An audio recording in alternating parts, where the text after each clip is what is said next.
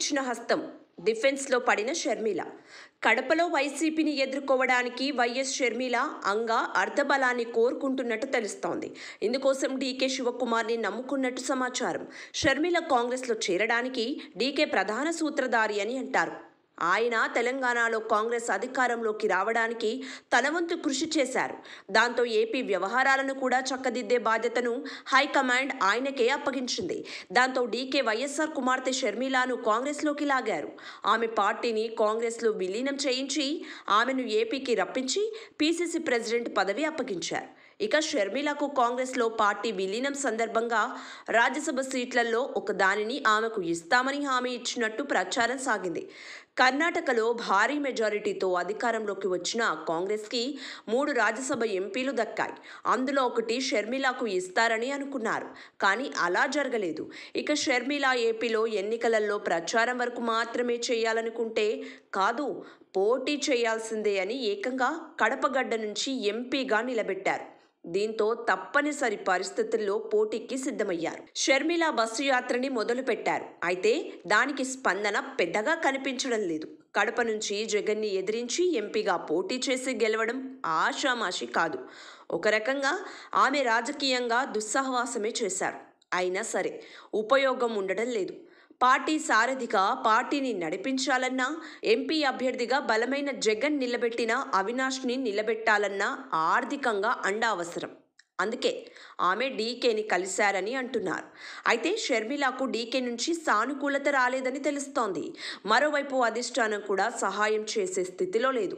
ఆ పార్టీయే నిధులు లేక ఇబ్బందులు పడుతుంది. మరోవైపు కర్ణాటకతో పాటు తెలంగాణ ప్రభుత్వ నాయకులు సహకారం కూడా లేదని తెలుస్తోంది. ఏపీలో ఎంత కష్టపడ్డా ఖర్చు చేసినా ప్రయోజనం లేదని భావిస్తున్నా ఆ పార్టీ అధిష్టానం ఇక్కడ సాయం చేయడానికి, ఇక్కడ సమయం వెచ్చించడానికి సిద్ధంగా లేదని తెలుస్తోంది. మరోవైపు బంధువుల సహాయ నిరాకరణ ఎదురవుతున్నట్టు సమాచారం.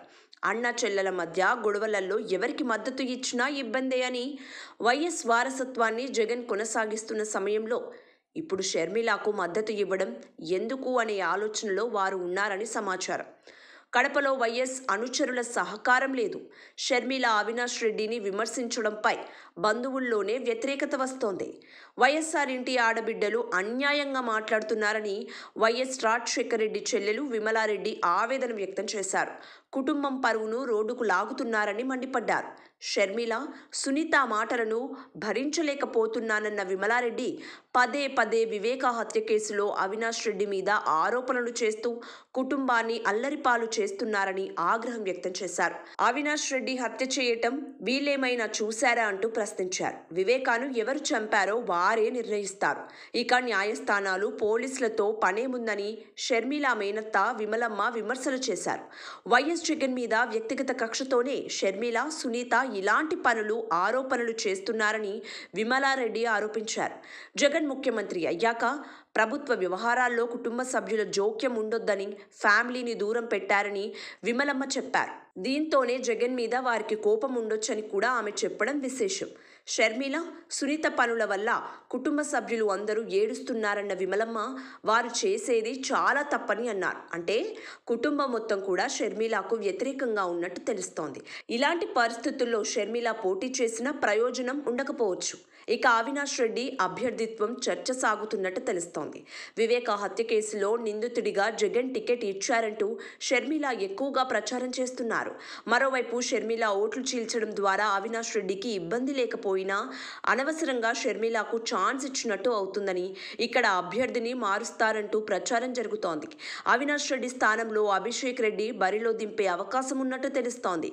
అదే జరిగితే షర్మిలకు మాట్లాడే ఛాన్స్ ఉండదు, విమర్శలకి స్కోప్ ఉండదు. అంటే ఆమె సైలెంట్ కావాల్సిందే. ఏదేమైనా కుటుంబాన్ని ఎదిరించి కాంగ్రెస్ని నమ్ముకొని అన్నతో డి అంటూ కుటుంబ సభ్యునిపైనే పోటీకి సిద్ధమైన షర్మిల ఇటు కుటుంబ ఆదరణ, అటు పార్టీ అండ లేక కొంత నిస్సహాయ స్థితిలో ఉన్నట్టు తెలుస్తోంది. సబ్స్క్రైబ్ చేయండి. Please like, share and subscribe to top Telugu TV. Top Telugu TV.